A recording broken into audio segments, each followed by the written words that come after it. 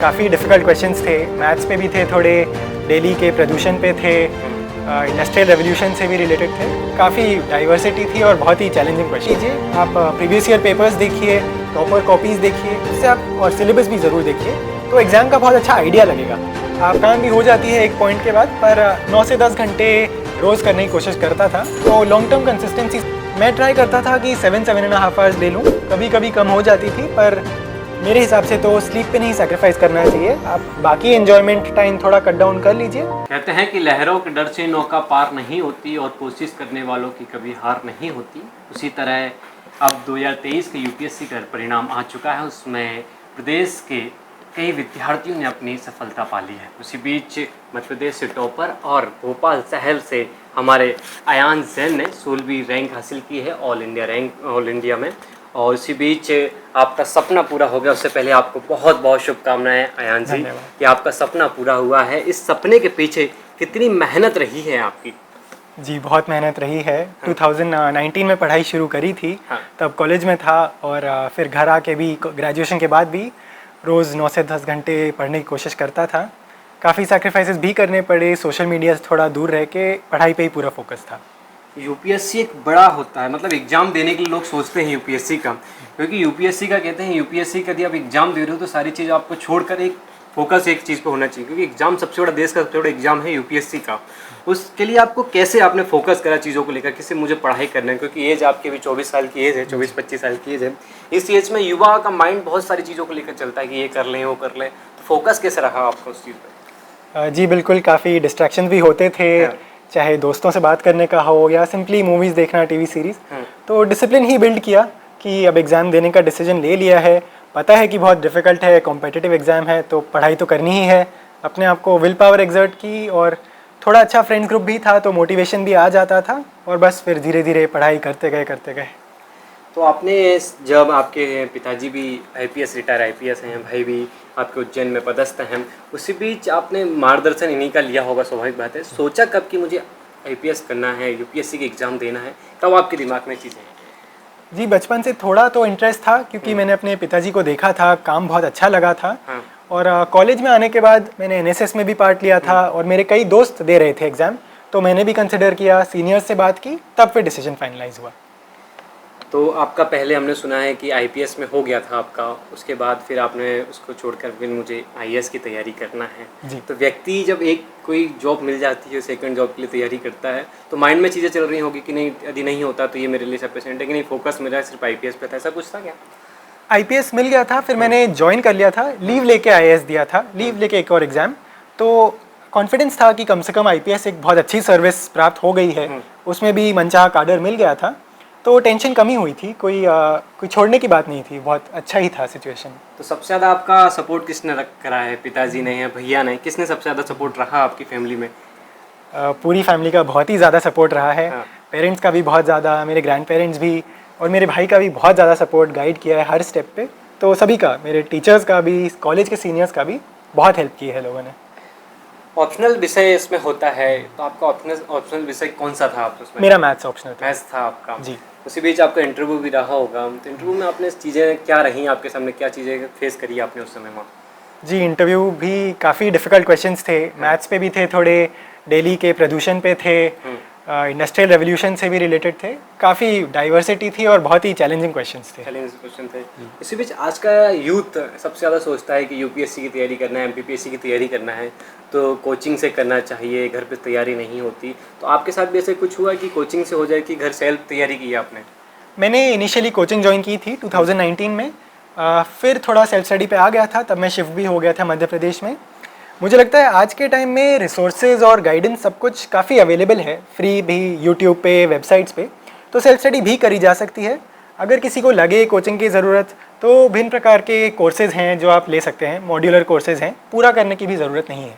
मतलब सेल्फ तैयारी भी कर सकता है व्यक्ति, यदि कोचिंग नहीं, यदि उसके पास यदि इतने संसाधन नहीं है कोचिंग के पेमेंट का। लोग बहुत आज के टाइम पे स्थिति ऐसी होती है लोगों की कि जो आज कोचिंग की फ़ीस सबसे ज़्यादा हो गई है। आपने यूपीएससी एमपीपीएससी की तैयारी करते हैं लोग, तो जो कोचिंग की फ़ीस है तो हर व्यक्ति पे नहीं कर सकता उसको। तो उन युवाओं को लेकर आप क्या कहेंगे कि आप सेल्फ तैयारी कैसे कर सकते हैं? जी बिल्कुल, पहली चीज़ तो यही होगी कि एग्ज़ाम को समझने की कोशिश कीजिए। आप प्रीवियस ईयर पेपर्स देखिए, टॉपर कॉपीज़ देखिए, उससे आप और सिलेबस भी ज़रूर देखिए, तो एग्ज़ाम का बहुत अच्छा आइडिया लगेगा। आप टॉपर्स की बुक लिस्ट देखेंगे, उनको आप खुद से पढ़ सकते हैं। फिर आपको लगे कोई वीक एरिया है, कोई पर्टिकुलर टॉपिक में कमज़ोरी है, तो यूट्यूब पे कई क्लासेस भी होती हैं। आप स्पेसिफिक कोर्सेज भी ले सकते हैं उसके लिए, जो स्पेसिफिक सब्जेक्ट होते हैं या टेस्ट सीरीज़, उनसे बहुत फ़ायदा होगा आपको। कितना टाइम आपने पढ़ाई में दिया, कितना टाइम आपने फैमिली को दिया, कैसा रहा, आपने मैनेज कैसे किया चीज़ों को लेकर? जी, मैं घर पे ही पढ़ता था, तो फैमिली से तो बात होती रहती थी। बाकी कोशिश यही होती थी कि ज़्यादा से ज़्यादा पढ़ पाऊँ। थकान भी हो जाती है एक पॉइंट के बाद, पर 9 से 10 घंटे रोज़ करने की कोशिश करता था, तो लॉन्ग टर्म कंसिस्टेंसी से बहुत फ़ायदा होता है। नींद कितनी इम्पोर्टेंट है, मतलब कितना सोना चाहिए व्यक्ति को पढ़ने के लिए? मुझे पर्सनली लगता है कि नींद इम्पॉर्टेंट है। थोड़ा उससे स्ट्रेस भी कंट्रोल रहता है और हम अच्छे से पढ़ भी पाते हैं। मैं ट्राई करता था कि 7-7.5 आवर्स ले लूँ, कभी कभी कम हो जाती थी, पर मेरे हिसाब से तो स्लीप पे नहीं सैक्रिफाइस करना चाहिए। आप बाकी एन्जॉयमेंट टाइम थोड़ा कट डाउन कर लीजिए। अगेन ये मेरा मान्यता है, बाकी और लोग भी ज़्यादा अच्छी एडवाइस दे सकते हैं। तो रूटीन कैसा रहा था आपका कि डेली रूटीन में इतनी चीज़ें करना, क्या रूटीन बनाया था आपने? कुछ रूटीन बनाया था कि जी, मेरे कोई ऐसे कमिटमेंट्स नहीं थे, तो पूरे दिन घर पे ही रहता था, पढ़ाई ही होती थी। बाकी बहुत रिजिड रूटीन नहीं बनाया था। लगभग ये कि सुबह इस समय ब्रेकफास्ट फिक्स टाइम पे होता था, लंच डिनर फिक्स टाइम पे। बाकी फ्लेक्सिबल था, बस मोर और लेस जितना पढ़ पाऊँ, पर ब्रेक भी लेता था तो यूजुअली लंच के जस्ट बाद या डिनर के जस्ट बाद। आज का यूथ तैयारी करते करते डिप्रेशन में चला जाता है कि एक बार अटैम्प्ट देता है, 2 अटैम्प्ट देता है, उस पर नहीं होता, तीसरी बार तैयारी करता है, फिर नहीं होता। उनको लेकर आप क्या कहेंगे कि कोशिश करते रहना चाहिए कि डिप्रेशन में बिल्कुल नहीं जाना चाहिए? अब ये बात तो सच है कि एग्ज़ाम बहुत ही कठिन है, कंपटीशन बहुत ज़्यादा है और कई लोगों की परिस्थितियाँ, जैसे आपने कहा, उतनी नहीं होती कि एग्ज़ाम बार बार दे पाएँ। तो मेरे हिसाब से 1-2 अटैम्प्ट फुल सीरियसनेस के साथ देने चाहिए। फिर एक असेसमेंट लेना चाहिए कि इम्प्रूवमेंट का कितना स्कोप है, क्या लगता है कि 1 साल में कितना और इम्प्रूव कर सकते हैं। और ऑल्सो फाइनेंशियल कंडीशन के अकॉर्डिंग डिसाइड करा जा सकता है कि जॉब ज्वाइन करनी चाहिए या full time prepare. Part time job भी ले सकते हैं, कई लोग यूपीएससी के टीचर्स बन जाते हैं, पर ऑप्शंस ओपन रखना चाहिए मेरे हिसाब से। अब आप जाएंगे, सेवा देंगे, देश के लिए कार्य करेंगे, क्या सोचा है आपने, क्या कि मैं जो जब बैठूंगा, मैं पद ग्रहण करूंगा, उसके बाद मुझे ये चीज़ें चेंज करना चाहिए, क्या माइंड में चल रहा है समाज के लिए करने के लिए आपको? क्या करने का अवसर मिलेगा वो तो पोस्टिंग ज़िले पे डिपेंड करेगा। पहले तो मुझे सिस्टम को अच्छे से समझना होगा अंदर से। अभी तो फ़िलहाल किताबों से ही पढ़ा है, फिर समझ आएगा क्या अपॉर्चुनिटीज़ हैं। मेरी रुचि है एजुकेशन क्षेत्र में, अगर अवसर मिले तो बिल्कुल मैं वहाँ वर्क करना चाहूँगा। एजुकेशन क्षेत्र में? जी बिल्कुल। आज का एजुकेशन की बात करें तो देश का एजुकेशन सिस्टम बहुत ठीक होता जा रहा है पहले से, तो और सुधार होने की आवश्यकता है क्या?